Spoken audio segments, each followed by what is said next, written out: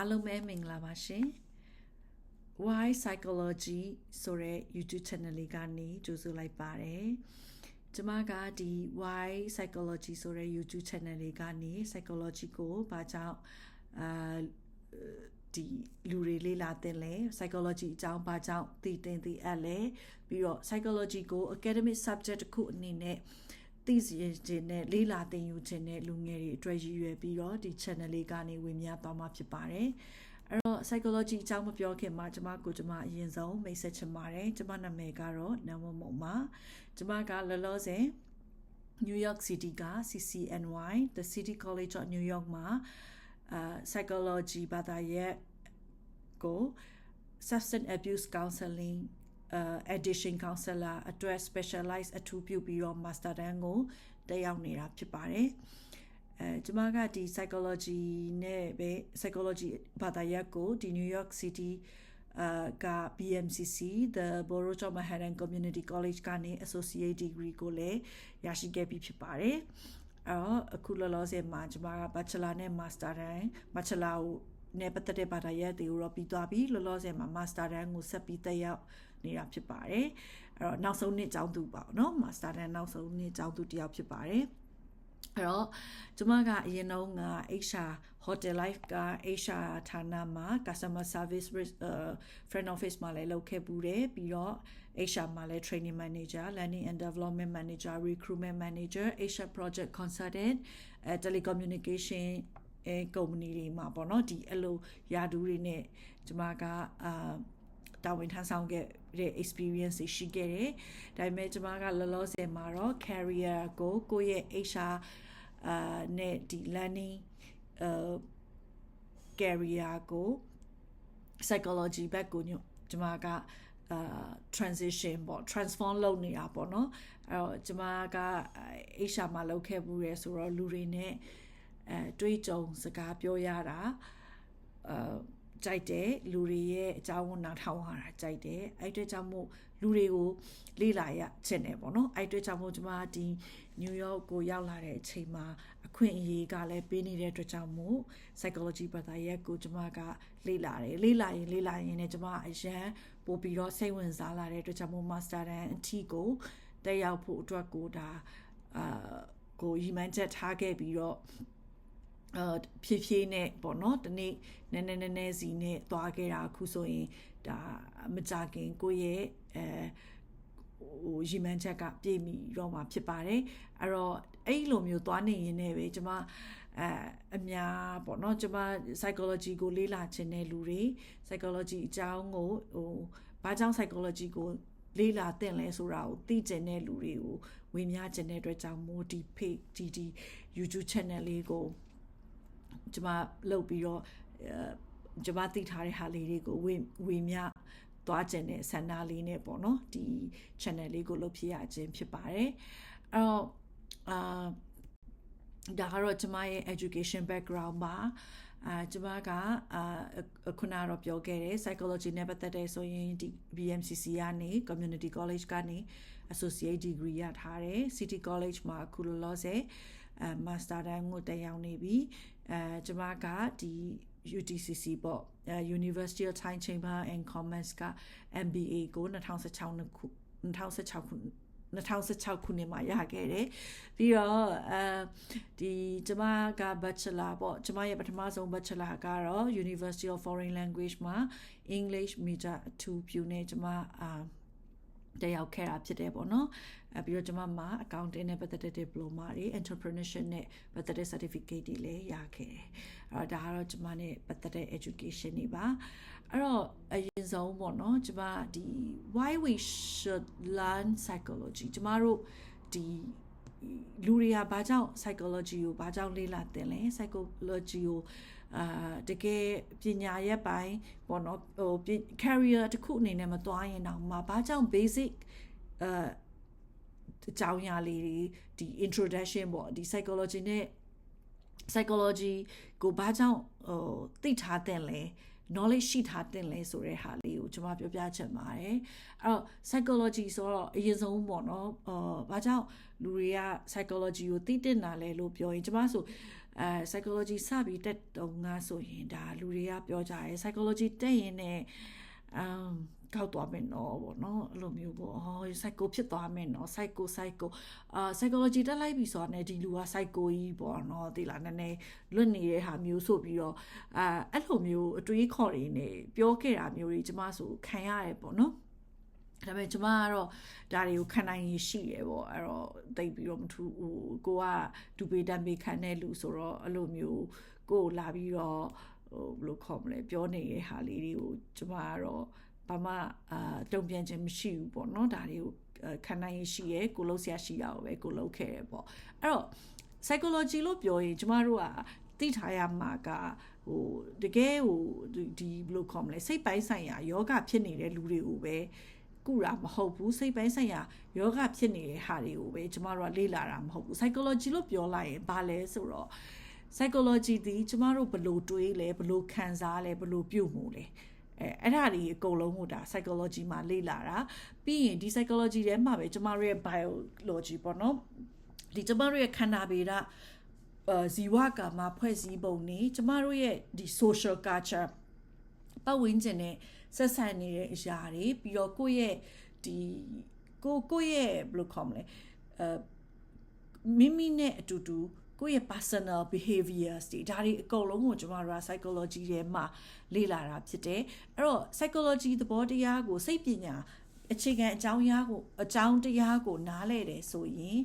အဲ့ဒီကိုနားလည်တဲ့လူတွေရဲ့စိတ် behavior အပြုအမူခံစားချက်တွေကိုနားလည်တယ်ဆိုရင်ကျမတို့ရဲ့ relationship ကျမတို့ရဲ့မိသားစုကျမတို့ရဲ့ဒီပေါ့နော် relationship တွေအကုန်လုံးပေါ့တငယ်ချင်းပတ်ဝန်းကျင်ဆွေမျိုးအတိုင်းဝိုင်းဒီအရာတွေအားလုံးအပြင်ကိုယ့်ရဲ့လုပ်ငန်းခွင်ကိုယ့်ရဲ့ကျန်းမာရေးပြီးတော့ကိုယ့်ရဲ့ဒီသင်ယူတတ်မြောက်တဲ့ကိုလိုချင်တဲ့ career professional လမ်းကြောင်းအဲ့ဒီအကုန်လုံးနေမှာကျမတို့ကapply လုပ်လို့ရတယ်ဒီ psychology ဆိုတာစိတ်ပညာဆိုတဲ့နေရာမှာစိတ်ယောဂတစ်ခုတည်းကိုပဲကျမတို့က focus ထားပြီးတော့သိရတာလေးလာရတာသင်ယူရတာမဟုတ်ဘူး psychology ဆိုရင်သူ့ရဲ့ fees တွေအများကြီးရှိတယ်ကျွန်မဆိုရင်psychology လို့ပြောရင်သူ့မှာဥပမာ abnormal psychology ပေါ့ဒါဆိုရင်တော့စိတ်ပိုင်းဆိုင်ရာနဲ့ပတ်သက်တဲ့အရာတွေပေါ့နော်ဥပမာ OCD တို့ ADHD တို့ပြီးတဲ့ခါကျတော့ PTSD တို့ဒီ Down syndrome တို့ autism တို့ဒါတွေအကုန်လုံးကိုကျွန်တော်တို့ကဒီ abnormal psychology မှာလေ့လာရတယ်ပြီး social psychology ဆိုရင်ဒီလူတူရောက်ချင်းစီရဲ့ sexual orientation ပြီးတဲ့ခါကျတော့မိဘနဲ့တာသမီရဲ့ relationship ပေါ့နော်ပြီးပတ်ဝန်းကျင်နဲ့ကိုယ့်ရဲ့ relationship ကိုယ့်ရဲ့ social cycle လင်မယား couple အကုန်လုံးပေါ့ဒါဆို social psychology မှာဆိုရင်ဒီဟာတွေကဘလို့ဆက်ဆက်မှုရှိနေလဲဆိုတာကိုကျွန်တော်တို့ကလေ့လာတယ်ပြီးရင် psychology in people in place ဆိုရင်ဘာလဲဆို psychology နဲ့ weather climate change နဲ့ psychology နဲ့မြို့တစ်မြို့ရဲ့ဖွဲ့စည်းထားတာတွေစိတ်ပညာနဲ့ဆက်ဆက်မှုတွေဘလို့ရှိနေလဲပေါ့ဥပမာဒီမြို့ကိုတိဆောက်ပြီးဆိုရင်မြို့တစ်မြို့ကိုတိဆောက်တယ်ဆိုရင်ကျမတို့က infrastructure ပေါ့လမ်းတွေဆောက်ရတယ်ပြီးရင်ရထားလမ်းတွေအတွက်နေရာပေးရတယ်ကားလမ်းတွေအတွက်နေရာပေးရတယ်လူသွားလမ်းတွေအတွက်နေရာပေးရတယ်ပြီးရင်လမ်းနာမည်တွေဆိုင်ဘုတ်တွေချိတ်ရတယ်ဒါတွေအကုန်လုံးကိုကျမတို့ကဘာနဲ့သွားချိတ်လဲဆို kinetic psychology မှတ်ဉာဏ်အဲ့တော့ဒီမြို့ကြီးတစ်ခုရက်ွက်ကြီးတစ်ခုတိုင်းပြည်ကြီးတစ်ခုတည်ဆောက်တဲ့အခါမှာလူတွေအတွက် convenient ဖြစ်အောင်တွားရလာရတာအဆင်ပြေအောင်သူတို့ရဲ့မှတ်ဉာဏ်ထဲမှာဆွဲနေအောင်ကြီးလိုက်တာနဲ့မှတ်မိနေအောင်psychology point of view ကနေဘာတွေလုပ်ပေးလို့ရလဲဒါလူတွေရဲ့မှတ်ဉာဏ်ကဘယ်လိုမျိုးဆိုရင်ပို့ပြီးတော့မှတ်မိလဲအုံနောက်ကဘယ်အရာတွေကိုမြင်စေလဲဥပမာ building တွေဘယ်လိုထားမယ်ဘယ်လိုဆောက်မယ်ဆိုရင်လူတွေကပို့ပြီးတော့သူတို့ရဲ့မှတ်ဉာဏ်ထဲမှာပို့ပြီးတော့မှတ်မိနေလဲပြီးရင်ပို့ပြီးတော့သူတို့အတွက်သွားရေးလာရေးပို့ပြီးလွယ်ကူစေလဲပေါ့နော် convenient ပို့ဖြစ်စေလေဒါတွေကလည်း psychology နဲ့ link လုပ်ထားတာဒါတွေဆိုလဲကျွန်တော်တို့ psychology မှာလေ့လာရတယ်ပြီးရင် ကျမတို့ဒီaddiction ပေါ့နော်ဒီဥမာစီးဆွဲတာတို့ဆေးလိပ်ဆွဲတာအရက်ဆွဲတာ gambling လောင်းကစားဆွဲတာ social media technology addiction ဒါတွေကလည်းဘာကြောင့်ဒီလိုမျိုး addict ဖြစ်တာလဲဒီ addict ဖြစ်တာတွေကိုညီမတို့ကဒီအဖြေရှာပြီးတော့ဒီ addiction တွေကို short ချအောင်ဘယ်လိုမျိုးလုပ်ကြမလဲပေါ့နော်ပြီးရင်marriage relationship therapy ပေါ့marriage and couple ဒီ relationship နဲ့ပတ်သက်တဲ့ counseling တွေပေါ့ဥမာ family counseling ပေါ့ဒီမိသားစုတစ်ခုမှာဆိုရင်လေသူတို့မှာရှိနေအပြဿနာတွေကဘယ်ရစတာလဲဘလို့ပတ်တက်နေနဲ့သွားတာလဲလင်မယားသမီးစားဆိုလဲဒီပြဿနာတွေကဘာကြောင့်ဖြစ်တာလဲဘလို့ပတ်တက်နေနဲ့သွားတာလဲကျမတို့ကဒါတွေကိုလေ့လာတာပေါ့နော်အဲ့တော့ psychology ဆိုတဲ့နေရာမှာဒီစိတ်ယောဂတစ်ခုတည်းမဟုတ်ဘူးကျမတို့ကလူတွေရဲ့နေ့စဉ်ဖြစ်ပျက်နေတဲ့တွေးနေတဲ့ခံစားနေတဲ့ပြုမှုနေတဲ့ behavior တွေ thinking တွေအတွေးတွေအားလုံးလှုပ်ရှားမှုတွေဒီနေ့စဉ်ပြုမှုနေတဲ့အရာတွေအားလုံးကိုပို့ပြီးတော့ healthy ဖြစ်အောင်ပို့ပြီးတော့တယောက်နဲ့တယောက်လူတွေဟာပို့ပြီးနားလည်မှုတွေရှိလာအောင်ကျမတို့ကဒီ psychology ကိုလေ့လာတာပေါ့နော်အဲ့တော့ဒီကျမဒီမှာဆိုရင် share ထားတဲ့ 4 reasons to learn psychology အဲ့တော့ psychology ကိုလေ့လာခြင်းအပြင်ကိုယ့်ရဲ့ mental well-being ပို့ပြီးတော့ကောင်းလာနိုင်တယ်။ဘာကြောင့်လဲဒီ psychology စိတ်ပညာရဲ့အခြေခံသဘောတရားကိုနားလည်တယ်ဆိုရင်ကိုယ့်ရဲ့ stress တွေကိုယ့်ရဲ့ emotion ကိုယ့်ရဲ့ခံစားမှုတွေကိုဘယ်လိုမျိုးငါဘာဖြစ်နေပြီဟာငါကတော့ stress များနေပြီငါကတော့အိတ်မပျော်ဘူးငါကတော့အတွေးတွေများနေပြီဒါတွေကိုကို self awareness ပို့ပြီးတော့ကောင်းလာစေတယ်အဲ့အတွက်ကြောင့်မို့ကိုယ်မှလည်းဒီတစ်ခုခုကြုံကြလာတဲ့အခါမှာဘယ်လိုမျိုးပုံစံမျိုးနဲ့ဒါကိုကိုယ်အနေနဲ့ဒီလိုမျိုးကိုမှ stressful situation တွေကိုမှစိတ်ခံစားချက်တေများဘယ်လိုခေါ်မလဲပြင်းထန်တဲ့အရာတွေဖြစ်လာပြီဆိုရင်ငါဒါတွေကိုဘယ်လိုမျိုးကြော်လွှားမလဲဆိုရယ် self awareness ကောင်းကိုမှရှိလာနိုင်တယ်ပြီးတော့ better relationship self awareness ကိုမှကောင်းရှိရဆိုရင်ဘာဖြစ်လဲကိုယ့်ရဲ့ဘေးနာကိုယ့်ရဲ့မိဘမောင်နှမဆွေမျိုးကိုချစ်ရတဲ့သူတွေနဲ့ relationship ကောင်းတည်ဆောက်နိုင်လာမယ်အဲ့လိုမျိုးတည်ဆောက်နိုင်လာတဲ့အတွက်ကြောင့်မို့ကိုယ်မှာဘာဖြစ်လဲ conflict တွေနည်းလာမယ်သူများပြောတာကိုပို့ပြီးတော့နားထောင်လိုက်လာမယ်တစ်ဖက်လူရဲ့ခံစားချက်ကိုပို့ပြီးတော့ဖတ်တတ်လာမယ်အဲ့အတွက်ကြောင့်မို့ stronger communication လေးပို့ပြီးတော့ဖြစ်လာမယ်ပေါ့နော်ဆက်ဆံရေးတွေပို့ပြီးကောင်းလာတယ်ပြီးတော့ကိုယ့်ရဲ့ leadership ဥမာကိုကဘယ် psychology ကိုလေ့လာခြင်းအပြင် psychology လောက်ရမှာမဟုတ်เนาะဒီ therapist လောက်ရမှာမဟုတ် counselor လောက်ရမှာမဟုတ် psychology သိထားရင်ဘာဖြစ်လဲ leadership တွေကိုယ့်ရဲ့ leadership skill ကပိုကောင်းလာမယ်ဆိုလူတွေကိုနားလည်လာတယ်ဖတ်တတ်လာတယ်ကိုကလည်းဒီလူတွေရဲ့ဒီဘယ်လိုခေါ်မလဲခက်ခဲတဲ့လူတွေခိုင်တွေ့ရခက်တဲ့လူတွေနဲ့ကြုံကြိုက်လာတဲ့အခါမှာလူတွေကိုဘယ်လိုမျိုး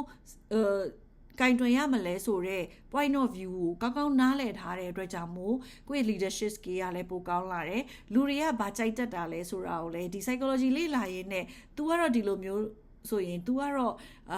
ဥမာဒီလူကိုဘယ်လိုနည်းနဲ့ approach လုပ်ရမလဲဆိုတော့ technique လေးတွေကိုပါကိုကသိလာတဲ့ကြောင့် marketing ပဲဖြစ်ဖြစ် education ပဲဖြစ်ဖြစ် designer ပဲဖြစ်ဖြစ် every field မှာကိုကဘာဖြစ်လဲပို့ပြီးတော့ကို skill တွေကို support လုပ်စေရပေါ့နော်ကိုလုပ်နေတဲ့အရာတွေကိုပို့ပြီးတော့ကောင်းစေရဘာလို့လဲဆိုတော့ people dealing ကအရေးကြီးရယ်ကျမတို့ဘယ် field ထဲမှာပဲဖြစ်ဖြစ် marketing ပဲဖြစ်ဖြစ် education ပဲဖြစ်ဖြစ်industry ဘယ် industry မှာပဲမဆို people dealing လူတွေနဲ့ဆက်ဆံရတာက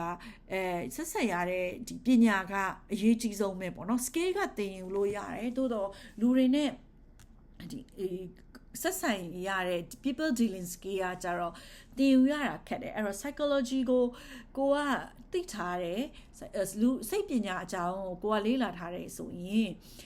ဘယ် field မှာပဲဖြစ်ဖြစ်ဒါပို့ပြီးတော့အောင်မြင်မှုအတွက်ကို advantage တွေအများကြီးရှိတယ်လို့ကျွန်မပြောချင်ပါတယ်ဒါကတော့ဘာကြောင့် psychology ကို learning လုပ်သင့်လဲဆိုတဲ့ဒီအကြောင်းအရာလေးပေါ့နော်အဲ့တော့ဒီကျွန်မတို့ရဲ့ဒီ researcher တွေပေါ့နော်ရဲ့လေ့လာတွေ့ရှိချက်တွေအရာ psychology စိတ်ပညာသည်ကျမတို့ရဲ့နေ့စဉ်ဘဝကိုပုံဖော်နေတယ်ဘယ်လိုမျိုးပုံဖော်နေလဲဆိုတော့ 90% of decisions are influenced by emotions not pure logic အဲ့တော့ကျမတို့ရဲ့ဆုံးဖြတ်ချက်တွေအားလုံးဒီရဲ့90%ဒီကိုယ့်ရဲ့ emotion ကနေလာတာအဲ့တော့ကျမတို့မနေ့ကျရင်ဘာစားမလဲဘာစားချင်တာလဲအဲ့တော့ဘယ်စားဘာလေးကိုတော့စားချင်တယ်ဆိုရဲ appetite ကိုစားချင်တဲ့ကတွင်းလိုက်မှုอ่ะကိုယ့်ရဲ့စိတ်ခံစားမှုอ่ะလာတာအဲ့တော့မနေ့ဆိုရင် healthy food စားမယ်ဆိုရဲအရာကိုတော့သိရလीเนาะဒါပေမဲ့လည်းကိုကဘာစားချင်လဲhealthy မဖြစ်တဲ့ဟာစားချင်တယ်အဲ့ဒါဆိုရင်ကိုကဘာကိုရွေးချယ်လိုက်လဲ healthy ဖြစ်တာကိုရွေးချယ်လိုက်လားဒါမှမဟုတ်လဲ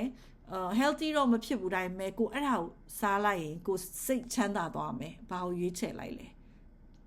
ကိုစိတ်ချမ်းသာမှုကိုပဲရွေးချယ်လိုက်တယ်ပေါ့နော်အဲ့တော့ 90% of people က decision ဘာကိုပဲလုပ်ကို emotion ကိုပဲ